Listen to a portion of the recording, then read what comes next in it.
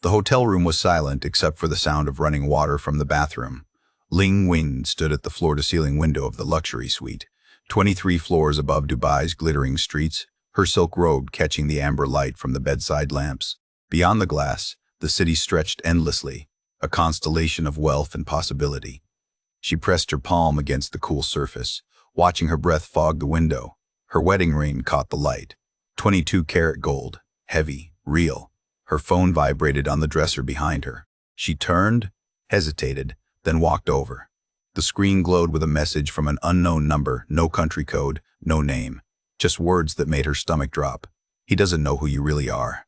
Her finger hovered over the screen. Delete. She pressed it quickly, harder than necessary, as if the force could erase not just the message but the sick feeling spreading through her chest. Behind her, the bathroom door opened. Steam rolled out. Marco emerged, toweling his hair, smiling at her in that easy way he had, the way that made her feel like maybe, just maybe, everything would be okay. "Come here," he said, reaching for her. She smiled back, slipped her phone into her robe pocket, walked into his arms.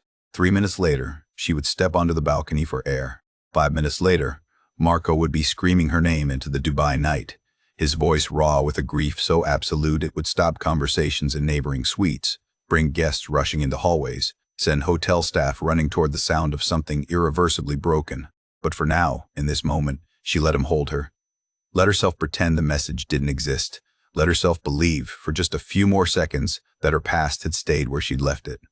6 months earlier, Lynn's world had been much smaller. The apartment she shared with 2 other girls in District 1 of Ho Chi Minh City was on the 4th floor of a building that smelled perpetually of fish sauce and motorbike exhaust. 3 narrow beds, 1 bathroom, a kitchenette with a hot plate that only worked half the time, clothes hanging from a rope stretched across the single window. Her corner of the room held a desk she'd built from planks and cinder blocks, textbooks stacked in careful towers, a laptop held together with electrical tape. She studied hospitality management at the university, attended lectures in the morning, worked the afternoon shift at a cafe near Bentham Market. The cafe catered to tourists, mostly European backpackers and occasionally businessmen who'd wandered too far from their hotels.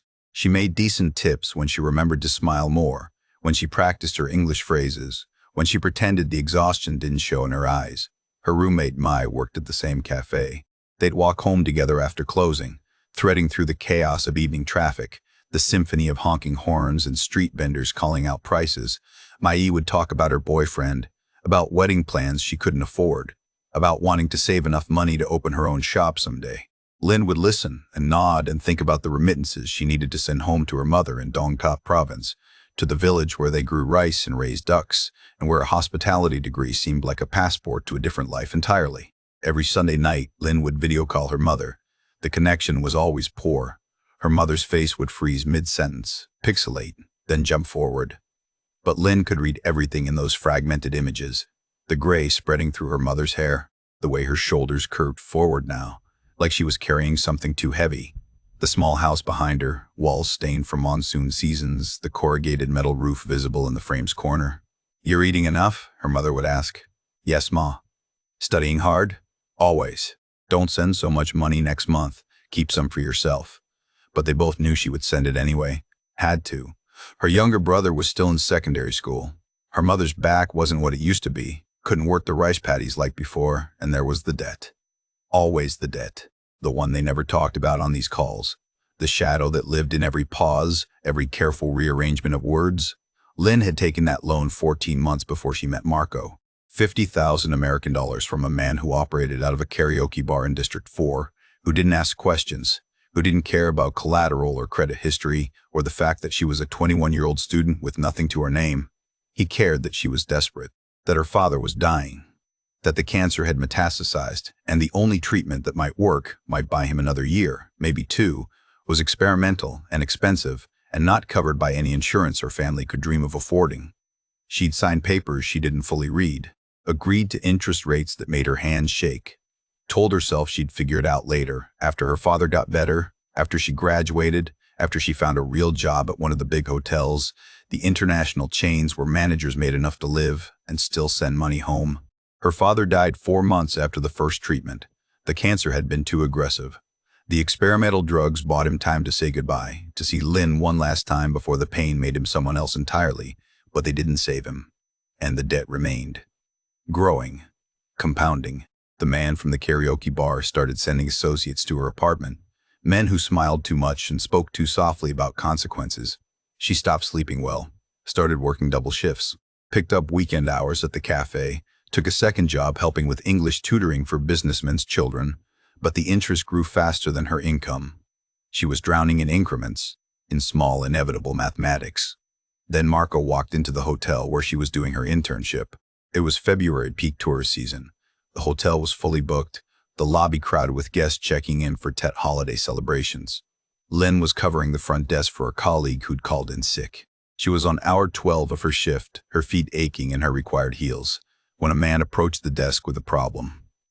"They're saying my reservation doesn't exist," he said in English, his accent American, but with something else underneath, something European. "But I have the confirmation right here."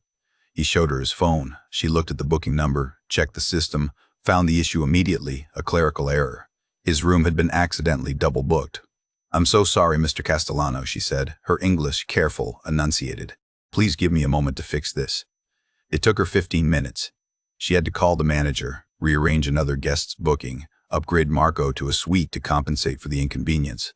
When she finally handed him the new keycards, he was smiling. "You're very good at this," he said. "It's my job," she replied. "No, I mean it. The way you handled that, calm and professional, most people would have panicked or passed me off to someone else." He paused. "Are you doing anything after your shift?" She should have said no, should have maintained professional boundaries, recognized the power imbalance, understood that guests and staff didn't mix, that men like him, older and clearly wealthy, didn't ask girls like her for coffee without expectations attached. But she was tired, so tired, and he had kind eyes. And there was something about the way he'd noticed her competence, not just her appearance, that made her feel seen in a way she hadn't in months. "I finish in an hour," she heard herself say. They went to a cafe near the hotel, not the touristy kind, but a local place she knew, where they served café soda in small glasses, and the owner's mother made banh mi on a charcoal grill in the back. Marco tried everything she suggested, fumbled with chopsticks, laughed at himself without self-consciousness. He told her about his work, luxury real estate consulting, helping international clients find investment properties in emerging markets. He'd been in Dubai for 3 years, before that Singapore, before that Milan, where he'd grown up. "Your English is excellent," he said. "Where did you learn?" "School," she said, "and American movies, and practice with tourists. What do you want to do after you graduate?" The question surprised her. Most people asked what she was studying, not what she wanted. There was a difference. "I want to work for an international hotel chain," she said. "Maybe manage an overseas property someday. Send my family enough money that my mother doesn't have to work anymore." She didn't mention the debt, the loan shark, the men who showed up at her apartment, the fear that had become her constant companion. Marco nodded seriously, like her dream was reasonable, achievable, not the desperate fantasy of a girl from a rice-farming village who'd never been on an airplane. "You'll do it," he said with such certainty that for a moment she almost believed him. They talked until the cafe owner started stacking chairs on tables. Marco walked her to the motorbike taxi stand, made sure she got a fair price from the driver, asked if he could see her again before he left Vietnam. She said yes. Over the next 3 days, he extended his trip twice. They met after her shifts, explored the city together. He let her be the guide, show him her Saigon, not the tourist version. They rode on the back of motorbike taxis through traffic that terrified him and delighted her. Ate full at her favorite street stall at midnight. Walked along the Saigon River at dawn when the city was just waking up. Vendors setting up their carts, the air still almost cool. On their last night, at a rooftop bar overlooking the city, he took her hand. "I know this is fast," he said. "I know I'm leaving tomorrow. But I don't want this to end." "Okay," she said simply. "Can we try? Long distance? I know it's complicated, but—" "Okay," she said again, and meant it. Her roommates were ecstatic when she told them. Mai squealed and demanded every detail. Her other roommate, Huang, was more cautious. "Be careful," Huang said. "Foreign men, rich men, they make promises." "I know," Lynn said, but she didn't know. Not really. Because Marco kept his promises. He video called every day, sometimes twice. He sent her books she'd mentioned wanting to read, flowers delivered to the cafe where she worked, causing such a scene that her manager took her aside with a knowing smile. care packages with Italian chocolates and handwritten letters that she kept in a shoebox under her bed. They talked about everything. His childhood in Milan, how his parents had divorced when he was young, how he'd learned to be comfortable alone. Her village, her family, the way she missed the quiet of rice fields but knew she could never go back to that life permanently. He told her about failed relationships, about ex-girlfriends who wanted him to be someone he wasn't. She told him about university stress, about her dreams of travel, about wanting to make her mother proud. She didn't tell him about the debt. 2 months into their relationship, Marco flew her to Dubai. First class. She'd never been on a plane before. Had to have Mai help her figure out what to pack, borrowed a suitcase, spent a week watching YouTube videos about airplane etiquette and international travel. When she landed at Dubai International Airport, overwhelmed by the scale and gleam of everything, Marco was waiting at arrivals with flowers and a smile that made the 14-hour journey feel worth it. The week was like living inside someone else's life. They stayed at a hotel more expensive than her yearly tuition. He took her shopping in malls that felt like palaces, bought her dresses she protested were too expensive until he kissed away her objections. They ate at restaurants with Michelin stars and menus she couldn't pronounce. Spent an afternoon on a yacht with his colleagues, where she smiled and made small talk and felt like an imposter in borrowed designer clothes.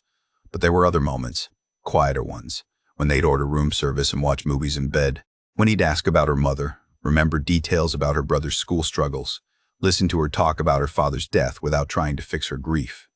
When he'd trace the lines of her palm and tell her about his own loneliness, about how work had filled his life but left it empty, about how meeting her had felt like waking up from a long sleep. On the observation deck of the Burj Khalifa, the tallest building in the world, surrounded by tourists and sunset and the impossible sprawl of Dubai below, Marco got down on one knee. He'd learned Vietnamese phrases from a language app, stumbled through them while she laughed and cried simultaneously, asked her in 2 languages to marry him, to build a life together, to let him take care of her family the way he knew she'd been trying to do alone. The ring was simple, white gold, a single diamond, not ostentatious, thoughtful.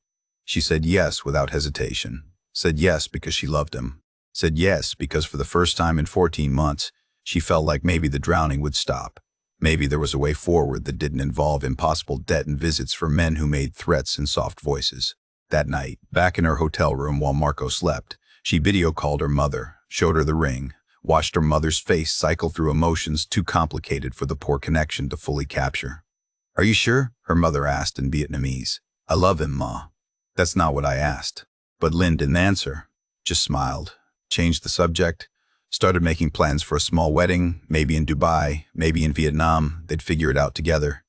After they hung up, she scrolled through congratulations on social media, friends from university, former coworkers, distant cousins. The notifications kept coming, a cascade of joy and excitement, and questions about dates and dresses. Then a message appeared, a direct message from an Instagram account with no profile picture, no posts, just a username that was a string of random numbers. "Does he know about the money you owe? About what you did to get it?" Her heart stopped. Her hands started shaking. She clicked on the account. Nothing. Anonymous. Untraceable. She blocked it immediately, deleted the message, turned off her phone, told herself it was spam, a scam. Some random troll who'd seen her engagement post and decided to cause trouble. Nothing real. Nothing that could touch her here, in this 5-star hotel, in this new life she was building. But her hands kept shaking for a long time after. And when Marco woke up an hour later and asked if she was okay, if something was wrong, she smiled and lied and said she was just overwhelmed with happiness. The wedding was planned for 3 months later in Dubai, small and intimate. Just the beginning of forever. She had no way of knowing it would be the beginning of the end instead. The wedding venue was a boutique hotel overlooking the Persian Gulf, all white marble and gold accents, floor-to-ceiling windows that captured the water at its most brilliant. February in Dubai meant perfect weather. 75 degrees and cloudless, the kind of day that made people believe in new beginnings. Lynn had chosen a simple dress, ivory silk that moved like water, her hair pulled back in a way that made her look older than 22. Marco wore a navy suit, no tie, looking relaxed and happy in a way his colleagues said they'd never seen before. The ceremony was brief. A civil officiant, vows they'd written themselves. Marco's voice steady as he promised to love her, protect her, build a life that honored both their dreams. Lynn's voice quieter but no less certain, promising the same, promising things she meant, promising things she hoped were still possible. 15 people attended. Marco's business partners from Dubai and Singapore, their wives dressed in designer labels and expensive jewelry. 3 of Lynn's university friends who'd pooled money for plane tickets and a shared hotel room, who kept whispering to each other in Vietnamese about how beautiful everything was, how lucky she was. A photographer Marco had hired, discreet and professional, capturing moments that would later be examined frame by frame by people looking for signs of what came next.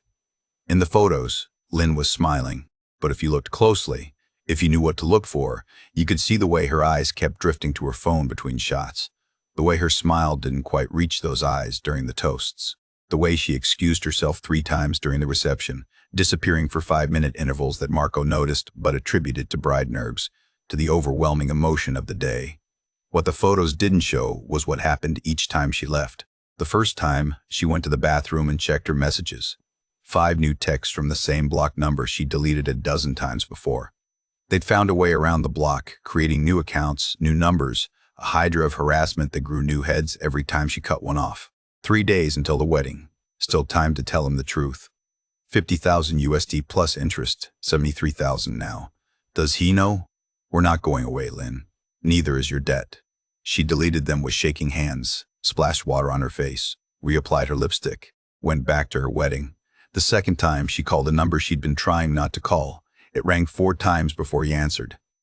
Lynn, Dinah said, his voice warm, familiar. How's the bride? It's not stopping, she said quietly in Vietnamese, her back to the reception hall. The messages. They won't leave me alone. I told you I'd handle it, he said. But these things take time, money. You know how it is with these people. I don't have time. I'm getting married today, Than. Today. And they're texting me during my own wedding. Then maybe you should tell Marco, Than suggested, his tone carefully neutral. Come clean. He loves you, right? He'll understand. You don't understand what you're asking. Don't I? A pause. You know I would never let anything happen to you. Not like he would. I actually know you, Lynn. The real you, not some fantasy he's built in his head. She closed her eyes. Don't do this. Not today. I'm just saying you have options. You've always had options. She hung up without responding, steadied her breathing, went back to Marco, who pulled her onto the small dance floor, held her close while a pianist played something soft and romantic. You okay? He whispered against her hair. Perfect, she lied. Everything's perfect. The third time she left was during dinner. Her phone had buzzed in her clutch. A longer buzz, a phone call rather than a text. She glanced at the screen under the table. The same block number. She'd stood abruptly, mumbled something about needing air, walked out to the venue's terrace overlooking the water. She answered. Stop calling me, she hissed. Please. I'm at my wedding. Then, I guess congratulations are in order. A man's voice, Vietnamese accent, the kind of polite tone that was somehow worse than shouting. When's the honeymoon? What do you want? You know what we want.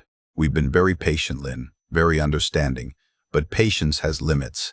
I'll get you the money. I just need more time. You've had 14 months. The interest alone is 23,000 now. Every month you wait, it grows. Every month. I know. Just please, give me until after the honeymoon. 2 weeks. I'll figure something out. You'll figure something out? The man laughed, not unkindly. Or your rich husband will figure something out. That's the plan, isn't it? Marry the foreigner, suddenly your problems disappear? It's not like that, isn't it? Look, I don't judge. Smart girl, pretty girl, taking opportunities where she finds them. But you still owe us. Marriage doesn't erase debt. 2 weeks, she repeated. Please. A long pause. Fine. 2 weeks. But after that, if we don't have our money, we start making phone calls. To your husband, to his employer, maybe to immigration, asking questions about visa fraud, marriage fraud. You understand? She understood. She went back inside, sat next to Marco, ate food she couldn't taste, smiled for more photos, danced with his colleagues, accepted congratulations from people who would later tell police they'd noticed nothing unusual, nothing that suggested what was coming. Only Mai, her roommate from Ho Chi Minh City, pulled her aside before the reception ended. Something's wrong, Mai said in Vietnamese, low enough that no one else could hear. Don't lie to me. I know you. I'm fine. You've checked your phone 30 times, you disappeared twice, and you look like you're going to throw up. Lynn forced a laugh. Wedding jitters, that's all. Is it the debt? Did something happen? Lynn's stomach dropped. How do you? I'm not stupid. You think I didn't notice the men who came to the apartment? The way you stopped sleeping? Huang and I, we figured it out months ago. Mai grabbed her hand. If you're in trouble, you can tell Marco. He would help you. He loves you. I can't. Why not? Because then he'll know I lied. That I've been lying this whole time. That I let him propose, let him plan this wedding, let him believe I'm someone I'm not. You are who you are. The death doesn't change that, doesn't it? Lynn pulled her hand away gently. I have to go. Marco's waiting. She left before Mai could argue, left before she could break down, left before the truth could spill out in the middle of her own wedding reception. That night, after the guests had dispersed with promises to see them after the honeymoon, after the venue staff had cleared the tables and dimmed the lights, Marco and Lynn returned to their hotel suite. The one with the floor-to-ceiling windows and the view of the city lights and the king bed scattered with rose petals that housekeeping had arranged while they were gone. Marco opened champagne, poured 2 glasses, handed one to Lynn. To us, he said. To us, she echoed. They drank. He kissed her, started to unbutton his shirt. But Lynn felt distant, removed, like she was watching the scene happen to someone else. Her phone buzzed in her clutch on the dresser. Once, twice, then silence. I need some air, she said suddenly. Marco looked confused. Now? Just for a minute. It's been such a long day. I just need to breathe. Want me to come with you? No, it's okay. I'll just be a minute. She walked out onto the balcony. The night air was cool, carrying the scent of salt water and distant jasmine. Below, Dubai sprawled in every direction, a city built on ambition and money and the belief that anything could be bought if you paid enough. She gripped the railing, tried to steady her breathing. Her phone buzzed again. She pulled it from her robe pocket. A text from Than. I need to see you. Tonight. About the debt. It's urgent. Room 847. She stared at the message. Than's staying in this hotel. Had been invited to the wedding but declined at the last minute. Said he had work conflicts. Sent his congratulations via text. But now he was here. Had been here the whole time. Another text. I have information about the people threatening you. I can make this go away, but you need to come now, before they do something worse. Her hands were shaking. She looked back through the window at Marco, who was pulling off his tie, looking tired and happy and completely unaware that his wife's past was closing in like a fist around everything they'd built. She made a decision, a terrible one. But in that moment, with fear clouding her judgment and desperation making her stupid, it felt like the only option. She went back inside. I need to make a quick call to my mother, she told Marco. Time difference. I promised her I'd call after the wedding. Now? He asked, glancing at the clock. It was nearly midnight. It's got to be like 4 in the morning in Vietnam. She'll be awake. She always wakes up early. Please, I promised. It'll just take a few minutes. Marco hesitated, then nodded. Okay, I'll be here. Don't take too long. She grabbed her phone and keycard, walked out of the suite into the carpeted hallway. The hotel was quiet this late. Only the distant hum of the air conditioning and her footsteps on the carpet. She pressed the elevator button. Waited. When the doors opened, the elevator was empty. She stepped in, pressed the button for the 8th floor. The doors started to close. A hand shot between them. They opened again. Dan stepped in. Going down, he said with a smile that didn't reach his eyes. What are you doing? Lynn asked, her voice barely a whisper. What am I doing? What are you doing, Lynn? Getting married. Playing house with some Italian guy who knows nothing about you? That's not fair, isn't it? The elevator started moving. Fonte pressed a button. Not for the 8th floor, for the rooftop level. We need to talk. Really talk. Not in some hotel room, somewhere private. Fonte, this is crazy. I need to get back. Marco's waiting. Marco, he said the name like it tasted bitter. Marco can wait. I've been waiting for 3 years. Since university. Since before you even noticed I existed. The elevator reached the rooftop level. The doors opened onto a corridor that led to the pool deck, closed this time of night, a sign reading, guests only, access restricted after 11 p.m. Come on, Than said, stepping out. When she didn't follow, he turned back. Please, I really do have information. About the debt, about the people threatening you. 5 minutes. That's all I'm asking. Against every instinct, she followed him. The rooftop pool area was dark except for underwater lights that turned the pool into a glowing rectangle of blue. Beyond the safety glass, Dubai sprawled endlessly. The Burj Khalifa lit up in the distance. Cars moving on highways like blood through arteries. The city that never stopped moving, never stopped building, never stop believing in impossible things. The debt, Lynn said, hugging herself against the cool air. You said you have information. I lied, Than said simply. Her blood went cold. What? There's no information. No way to make it go away. The loan sharks. They're not going to stop. You borrowed from the wrong people, Lynn. You knew that when you signed. And now they own you. Then why am I here? Because I wanted to see you, alone, without him hanging off you like some prize he won. I need to go. No. He moved between her and the door. Not yet. Not until you understand something. I could have helped you. I wanted to help you. But you chose him instead. Why? Because he has money? Because he can buy you things? Because I love him. Than laughed bitterly. You love him. You barely know him. 6 months, Lynn. I've known you for 3 years. I was there when your father died. I was there when you were drowning in debt and had no one else to turn to. Me, not him. Please. I talked to the loan sharks for you, negotiated with them, bought you time. Do you know what I had to do? What I had to pay? And you never even asked, never even thanked me. I didn't know you were, because you didn't want to know. You wanted to believe Marco would save you, that marrying money would solve everything. But it doesn't work that way. You can't run from this. You can't marry your way out of who you are. Who I am, her voice rose. Who am I, Don? Tell me. Because right now, I don't even know anymore.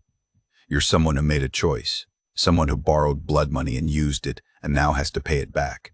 You're someone who's been lying to the man she married for 6 months. You're someone who's standing on a rooftop with me instead of in bed with her husband on her wedding night. That's who you are. The words hit like physical blows. Because they were true. All of it. She had lied. She had been running. She had left Marco alone in their wedding suite to come here, to meet with a man who clearly wanted something from her she couldn't give.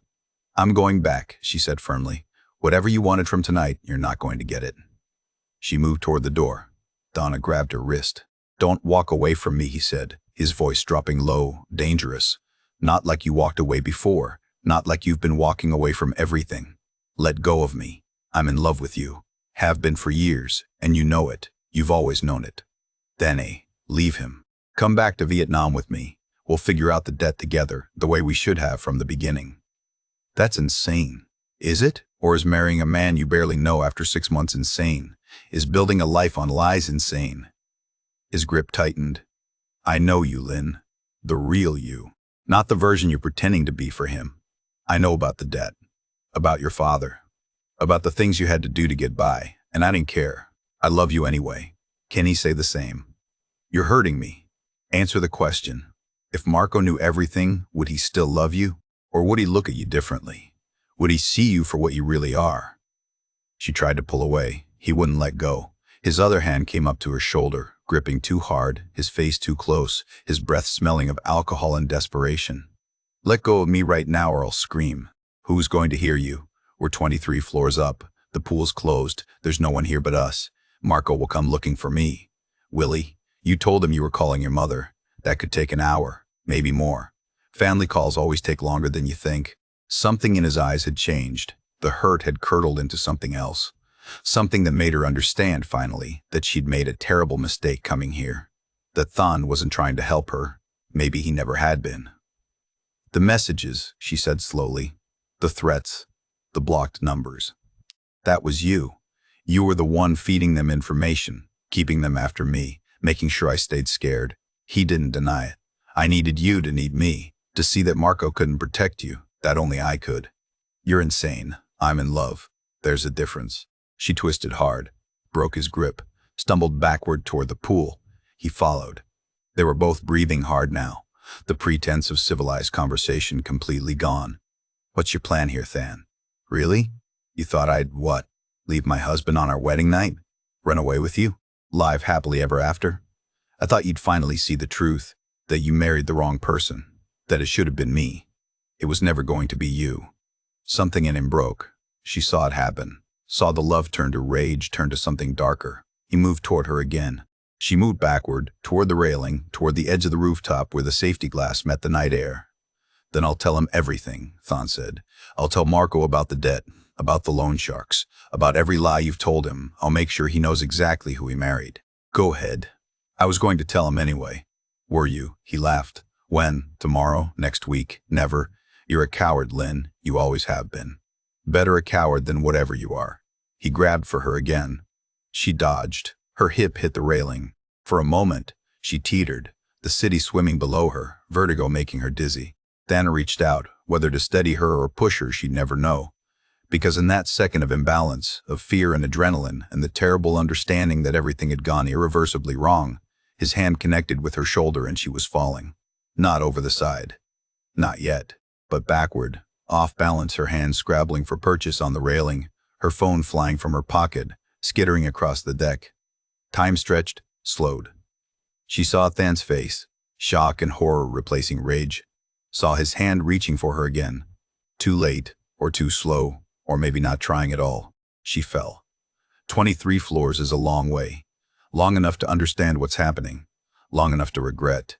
Long enough to think about Marco waiting in the suite, about her mother in Vietnam, about all the things she'd wanted to say and never would. Long enough for the wind to steal her breath and the lights of Dubai to blur into stars. Long enough to know that this wasn't an accident. Not really. She hit the pavement outside the hotel, near the loading dock, in a place that shouldn't have been physically possible given where she'd fallen from. The sound brought security running, brought guests to their windows, brought Marco sprinting through the hotel in his shirt sleeves, barefoot, screaming her name like if he was loud enough she might answer.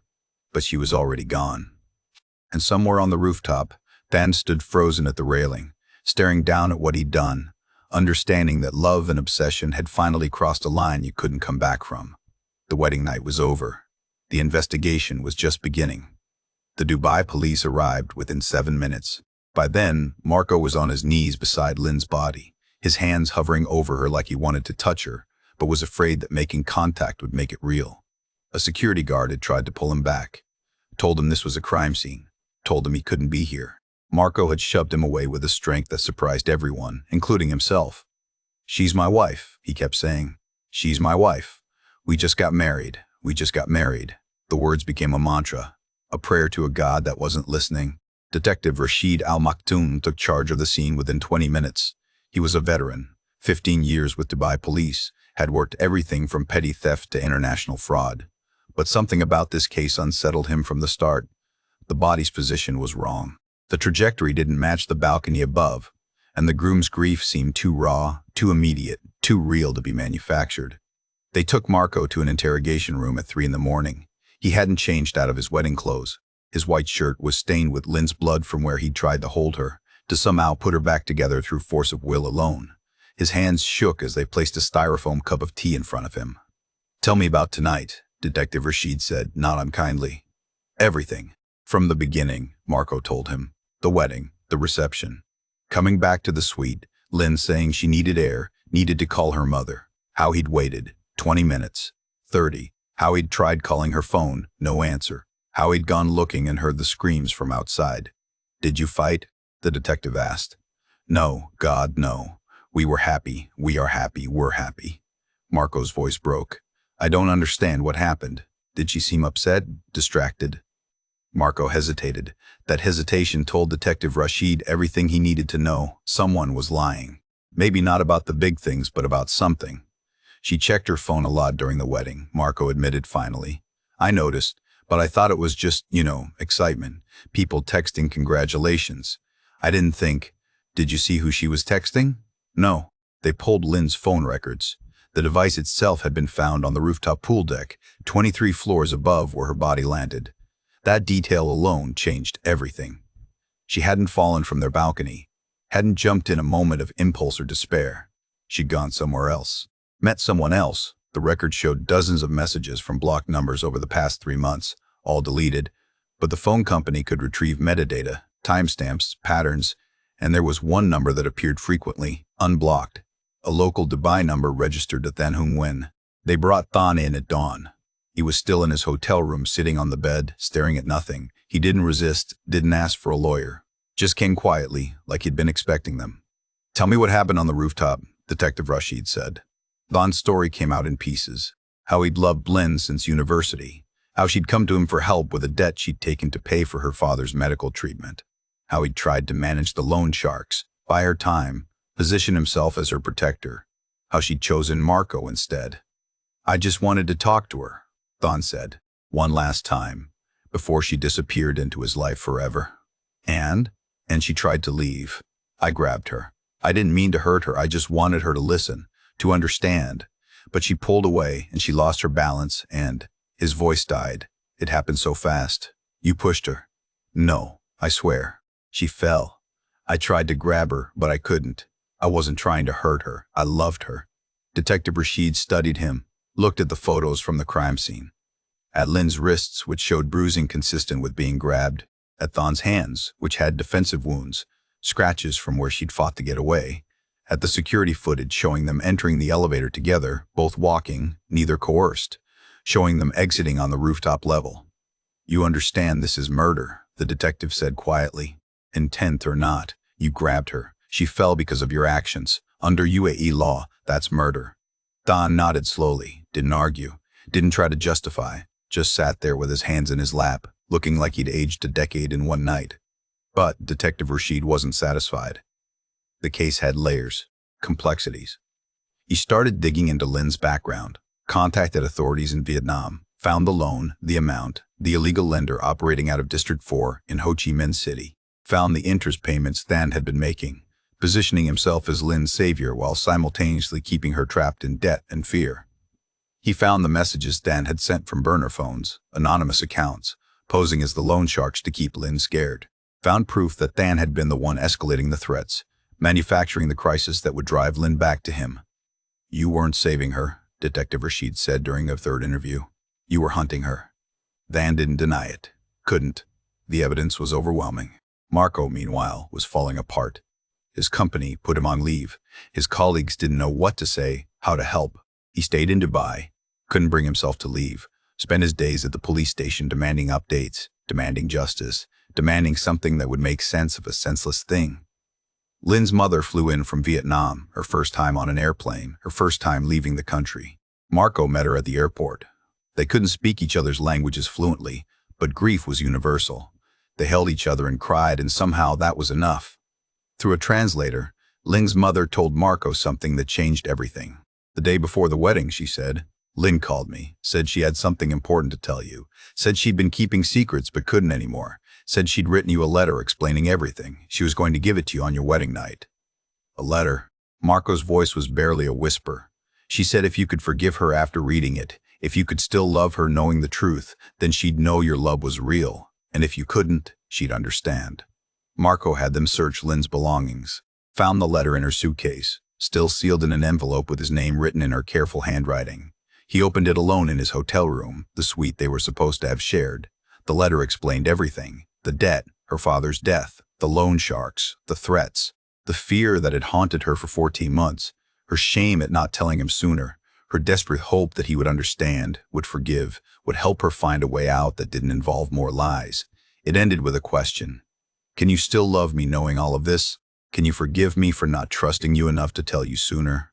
If you can, then maybe we have a chance at a real marriage, built on truth instead of secrets. And if you can't, I'll understand.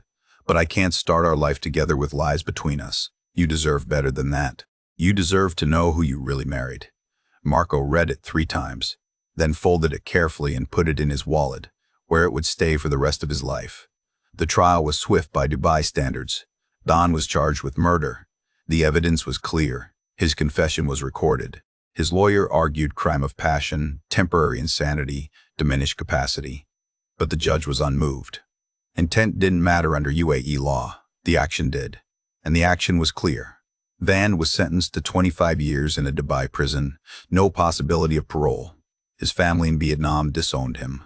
His name became synonymous with obsession, with the danger of love that curdles into possession. Marco returned to Vietnam 6 months after Lynn's death. He met with the loan shark from District 4, paid off Lynn's debt in full, principal and interest, every dollar she'd owed. The man counted the money twice, looked at Marco with something like respect and said, she was trying to do the right thing, trying to save her father. Most people, they borrow for stupid reasons, but not her. I know, Marco said. He established a scholarship fund in Lynn's name at her university, full tuition for 1 student per year, prioritizing those from rural areas, those with family obligations, those who needed a chance the way Lynn had needed one. He set up a trust for Lynn's mother, enough that she'd never have to work the rice fields again, could live comfortably, could help her son finish school. He visited Lynn's grave in her home village, a simple plot in a cemetery near the rice fields, near where her father was buried. Her mother had planted jasmine around the headstone, the same jasmine Lynn used to wear in her hair during festivals. Standing there in the humid Vietnamese heat, Marco understood something. Lynn had been ready to tell him, had been brave enough to write the truth down, to risk everything for honesty. She died not because of who she was, but because someone else had decided who she should be, had weaponized her past, her shame, her fear, had turned her debt into a cage and himself into the jailer. "I would have helped you," he said to the grave. "I would have paid it, all of it. I would have understood. You didn't have to carry it alone." But she'd never know that now. Would never know that the love she'd questioned in that letter was real enough to survive the truth. Real enough to honor her memory by freeing others from the same traps she'd fallen into. Marco left Vietnam 3 days later, returned to Dubai, returned to work, got therapy, tried to rebuild a life that would forever have a Lynn-shaped hole in it. Sometimes, late at night, he'd take out her letter and read it again. Would trace the words with his finger and imagine the conversation they should have had. The one where she confessed and he understood and they figured it out together. The one where trust won over fear. The one where love was enough. But that conversation happened only in alternate timelines, in versions of the story where Thawne had let her go, where the rooftop had stayed empty, where wedding nights ended with beginnings instead of endings. In this timeline, in this version, the story ended with a young woman falling through Dubai's night sky, carrying secrets she'd finally found the courage to share, but would never get the chance to speak aloud. It ended with obsession masquerading as love, with debt weaponized into control, with the terrible understanding that sometimes the darkest secrets aren't the ones we keep, but the ones others use to keep us trapped. Lynn died not because she borrowed money or lied or made mistakes. She died because someone decided her life mattered less than his feelings, that her choices were less important than his wants, that love justified control and control justified anything. That was the real tragedy, not the fall, not even the death. But the fact that she'd been ready to be free and freedom had come 24 hours too late. Marco understood that now. Understood it every time he funded another scholarship, helped another young woman escape circumstances beyond her control, turned his grief into something that might keep others from falling the same way Lynn had fallen. Sometimes love isn't enough to save someone. Sometimes the past catches up despite our best intentions. Sometimes wedding nights end in police tape and questions that will never have satisfactory answers. But sometimes, if you're lucky, tragedy becomes legacy. Pain becomes purpose. And the person you lost becomes the reason others get to live. That was what Marco built from the ruins of February 18th. That was how he honored the woman who'd loved him enough to risk the truth, even if she'd run out of time before she could speak it. In the end, Lynn's story wasn't about her death. It was about the life she'd tried so hard to protect, to improve, to escape from, and return to simultaneously. About a girl from a rice farming village who dreamed big enough to believe in second chances, in new beginnings, in love that could bridge continents and cultures in impossible circumstances. She'd been right to believe, just not quick enough to act on that belief before someone else wrote her ending for her. And that, more than anything else, was what haunted Marco in the years that followed. Not what she'd done, but what she'd been ready to do. The courage she'd found too late. The trust she'd been willing to give, 24 hours after it could have saved her life.